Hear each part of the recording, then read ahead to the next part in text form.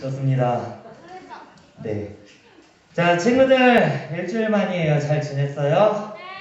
자, 오늘은 대림절 두 번째 주일이에요. 대림절은 예수님이 오시기 전 그 날을 기념하는 것을 4주 전부터 준비한다고 했죠? 오늘은 두 번째예요. 자, 친구들, 연상 퀴즈에 한번 맞춰보세요. 세 가지 단어를 듣고 생각나는 단어를 말하면 돼요. 첫 번째, 눈. 자, 두 번째 뭐예요? 선물. 세 번째, 12월. 그럼 정답은 뭘까요? 자, 크리스마스는 탈락. 정답은 성탄절. 정확하게는 성탄절이라고 합니다. 자, 왜 크리스마스, 성탄절이라고 생각했죠?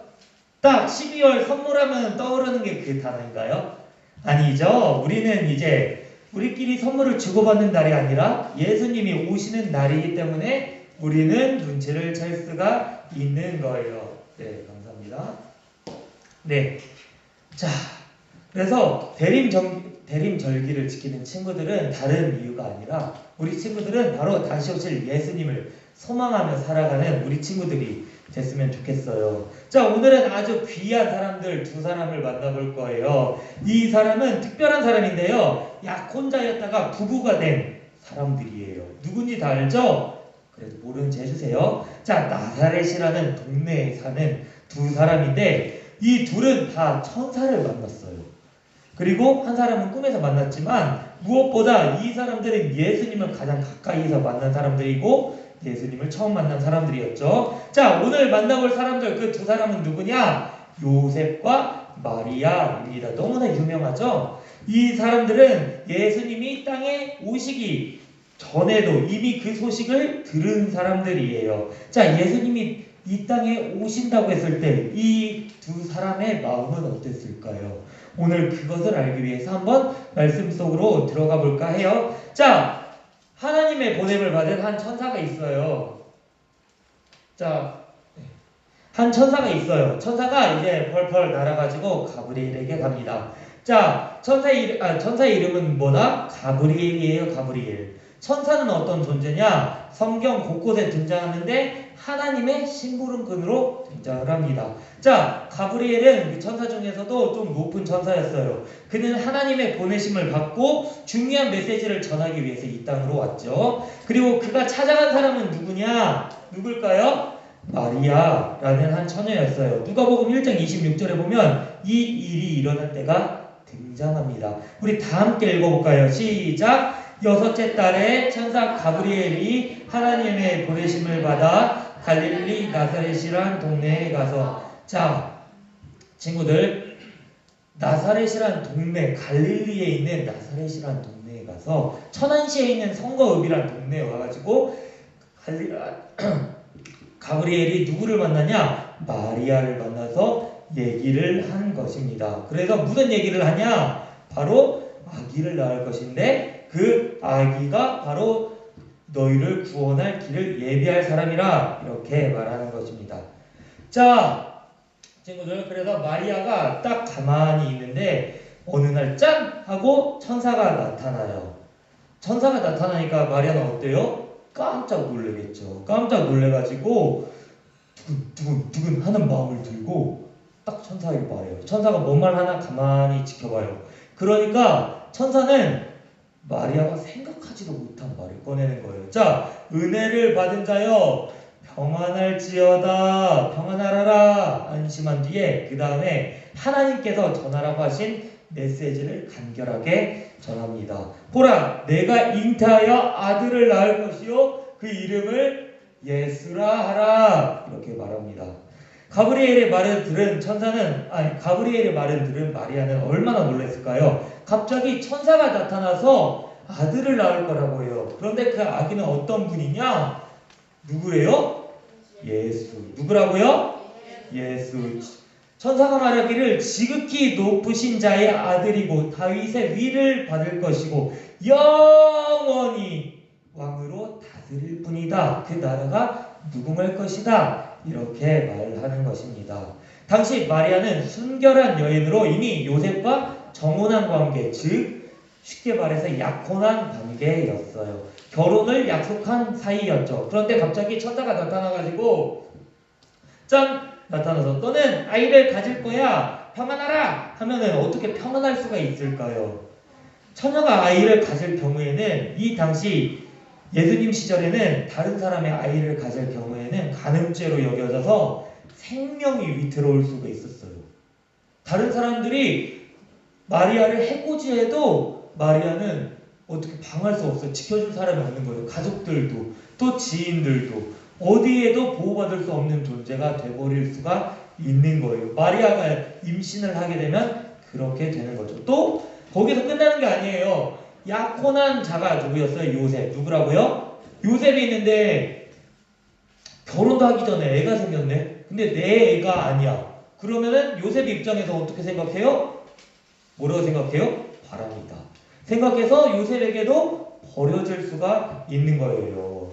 마리아는 정혼한 상대가 있었고 미래가 있었습니다. 자, 그래서 마리아는 결례가 되지 않게 조심스럽게 말해요. 저기 천사님,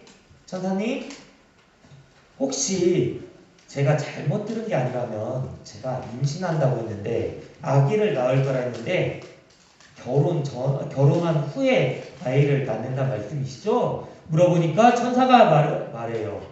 아니다. 성령으로 잉태할 것이다. 이렇게 말을 합니다. 자, 성령으로 잉태된다는 말이 도대체 알 수가 없는 거예요. 마리아는 들을 수 없는 거예요. 성령으로 잉태한다는 말 들어본 적 있어요. 아빠가 없이 엄마만으로 나온다는 말이에요. 아기가 태어난단 말이에요. 이것을 누가 믿어줘요? 아무도 믿지 못해요.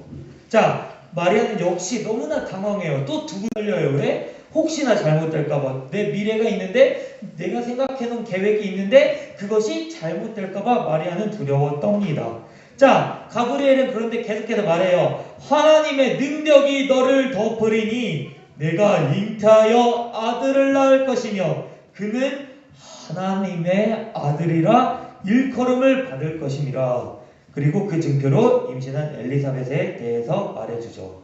자, 그러자 이야기를 여기까지 들으니까 마리아는 더 이상 의심하지 않아요. 두근두근 떨리는 마음은 있지만 하나님의 말씀을 아멘 하고 받아들여요.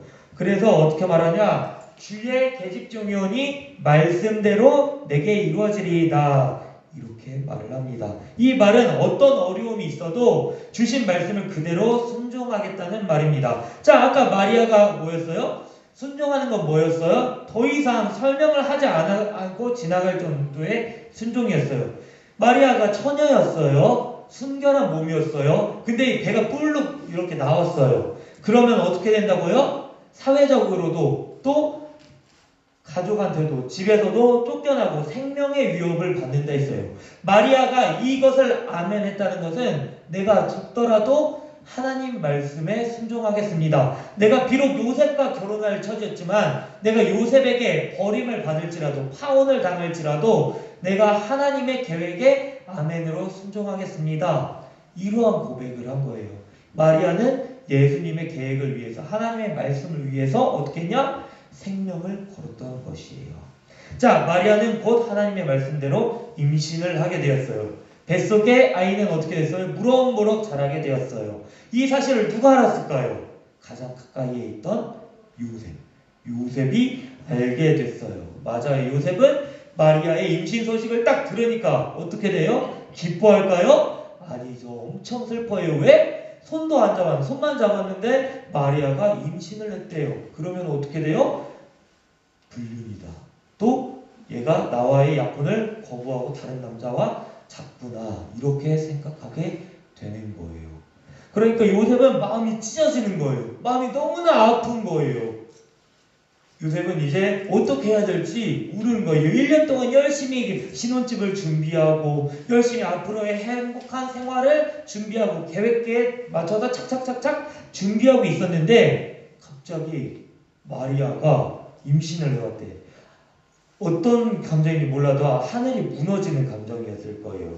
또 눈물이 엄청 흘렀을 거예요. 그리고 몫으로 작업장에서 그는 말없이 슬퍼했을 것입니다. 자, 그리고 마리아에게 조용히 파혼할 것을 결심했어요. 마리아의 임신 소식을 듣고 약혼녀인 마리아가 자신을 배신할 줄 알았던 것이지요. 자, 그런데 울면서 요셉이 이제 잠을 자려고 딱 누웠어요. 아, 이제 끝났구나. 내 세상이 끝났구나 하면서 이제 엉엉엉엉 울면서 내일 마리아와 파혼해야겠다. 이제 마리아에게 헤어지자 해야겠다 말하고 이제 자리에 딱 침대에 누웠는데 또 누가 나타나요?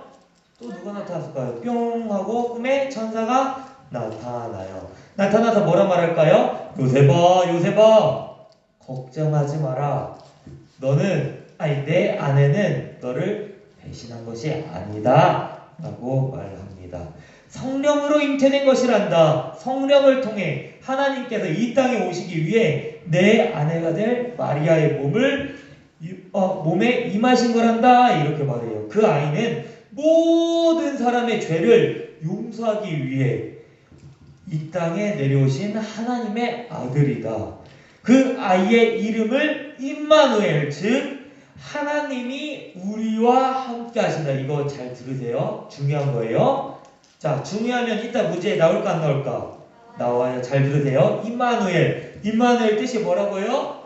하나님이 우리와 함께 하신다라는 뜻이에요. 이 모든 일은 성경에 기록된 것이다. 처녀가 잉태하여 아들을 낳으리니 라고 이미 700년도 전에 기록된 예언서에 그 예언이 지금 이 순간 이루어진 것이니 너는 걱정하지 말고 마리아와 혼인하여라. 그 아이를 낳을 것인데 그 아이가 너희의 구원자가 될 것입니다. 이렇게 말을 한 겁니다. 자, 친구들, 요셉은 어떻게 했을까요? 천사의 말을 이거 개꿈이야 그러고 마리아 이제 너랑 못 살겠어. 우리 파혼해 헤어져 이랬을까요? 아니에요. 요셉은 천사의 말대로 순종했어요. 묻지도 따지지도 않고 바로 마리아 하고 가가지고 우리 결혼합시다 해서 마리아를 데려와서 아내로 삼았습니다. 꾸물거리지 않았어요. 미루지도 않았어요. 마리아가 무사히 예수님을 낳을 수 있도록, 예수님이 이 땅에 태어날 수 있도록 지켜주고 함께 해주었습니다. 자, 친구들 놀랍지 않아요? 마리아는 어떻게 가브리엘의 말을 듣고도 그 아내를 그 말씀에 순종을 할 수 있었을까요? 내가 죽는데 내가 계획한 것이 있어요. 어디로 갈지 어떻게 살아갈지 나는 다 계획을 잡아놨어. 근데 그것을 다 깨면서 네 생명이 위험할 것이라고 하는데 마리아는 내 생명이 위험해도 그 천사의 말에 아멘 순종한 거예요. 하나님 뜻에 순종한 것이죠. 또 요셉은 또 어떻게 배가 뿔룩 튀어나온 마리아를 데려다 아내로 삼을 수 있었을까요? 자, 이 의미는 두 가지를 나눌 수 있어요. 첫째는 이 요셉과 마리아는 하나님의 말씀을 듣고 하나님의 말을 믿었습니다. 아멘으로 신뢰했어요. 이 일이 이루어진 것이죠. 하나님을 경외했어요. 두렵고 떨리는 마음으로 하나님을 섬겼어요. 우리는 피조물이다. 하나님께 지음을 받은 자로서 하나님이 우리에게 어떤 일을 행하시든지 우리는 그저 따라야 한다는 마음을 가지고 있던 것이지요. 그래서 자기를 힘들게 하고 고통스럽게 하고 이런 소명을 주신 것이 아님을 믿었어요. 하나님이 결국에 우리를 위해서 이러한 시련을 주시고 이러한 고통을 주셨구나 믿었어요. 그래서 이 고통이 마땅히 복된 소식임을 아는 것이죠. 자, 두 번째로 마리아와 요셉은 순종의 태도. 그것이 하나님의 뜻이라면 내 생각과 다르다고 해도, 내 뜻과 다르다고 해도, 내 계획과 다르다고 해도 아멘 했다는 것입니다. 이 부부의 모습이 있기 때문에, 이 부부의 순종의 모습 때문에 결국에 예수님은 이 부부를 통해서 이 땅에 오셨다는 것입니다. 자, 친구 마리아와 요셉이 자기만 생각했으면 싫어요 하나님. 나 이미 계획해놓은 거 있어요. 다 짜놓은 거 있어요. 앞으로 나는 이렇게 살 거고 이렇게 훌륭하게 성공해서 나 편한 대로만 살 거예요. 고통스러운 거 싫어요. 아픈 거 싫어요. 나 괴로운 거 싫어요. 이렇게 대답할 수도 있었을 거예요. 하지만 이 둘 부부는 하나님이 뜻이라면 내가 그 길로 가겠습니다. 아무리 어렵고 고통스러울지라도 하나님이 원하시는 길이라면 내 생각과 다를지라도 나아가겠습니다. 고백했던 것이지요. 자, 그래서 결국 어떻게 했어요? 예수가 태어나셨습니다. 하나님의 거룩하신 아들, 지극히 높으신 이의 아들이며 다윗의 자손으로 오실 메시아, 우리의 죄를 씻겨주실 그 메시아가 태어나신 것입니다. 누구로서? 예수란 이름으로써. 우리 친구들, 예수님의 이름의 뜻을 알고 있죠? 구원자라는 뜻입니다. 구원자는 순종을 통해서 그리고 믿음을 통해서 이 땅에 내려온 것입니다. 자, 친구들, 우리 친구들에게 성탄절은 어떤 날이에요? 그냥 발표회로 끝나는 날일까요? 작년에 지금 코로나로 못하지만 이맘쯤이면 성탄 발표회를 준비하기 위해서 부산스러웠죠? 그런데 그런 날일까요? 아니면 그냥 빨간 날로서 학교를 쉬는 날일까요? 아니에요. 성탄절은 요셉과 마리아처럼 오실 메시아를 믿고 또 기다리는 날입니다. 또 기쁨으로 아멘 하는 날입니다. 하나님을 기념하고 아멘으로서 하나님의 뜻에 함께 동참한 우리 친구들이 됐으면 좋겠습니다. 자, 친구들, 우리에게도 왕이 오십니다. 저와 여러분에게도 요셉과 마리아의 그릇이 있기를 원합니다. 말씀을 믿고 순종할 줄 아는 사람처럼요. 요셉과 마리아는 이러한 믿음이었습니다. 자, 친구들, 그 2000년 전에 있었던 일이 지금 이렇게 이 땅까지 이어졌습니다. 우리 친구들에게까지 이렇게 이어졌어요. 예수님께서는 이 땅에 오셔서 십자가에 매달리시고 부활하셨어요. 그리고 하늘로 승천하셔서 한 가지 약속보다 곧 다시 오실 것이다. 이렇게 약속하셨습니다. 자, 그럼 친구들, 2000년 전에 요셉과 마리아가 했던 것처럼 우리 친구들도 하나님의 약속을 믿고 다시 오실 예수님을 소망해야 돼요. 그 과정에서 예수님이 우리 친구들에게 명령하신 것, 말씀하신 것이 있을 거예요. 우리 친구들의 생각과는 다를 수도 있어요. 그런데 친구들, 예수님께서, 구원자께서는 우리 친구들의 생각과 다르더라도 우리 친구들이 가장 좋아하는 것, 가장 귀한 것으로 베푸실 줄 믿습니다. 그래서 우리 친구들이 말씀을 믿고 순종할 때 생명과 또 생각과 또 시간과 물질을 아까워하지 않고 하나님께 드릴 때 하나님께서는 놀라운 기적의 일을 우리 친구들에게 이루실 줄 믿습니다. 자, 친구들, 아기 예수님이 이 땅에 오셨어요. 우리를 구원하시려 하나님의 아들이 오신 것입니다. 그 성탄의 날을 기념하고 또 기뻐하는 우리 친구들이 되기를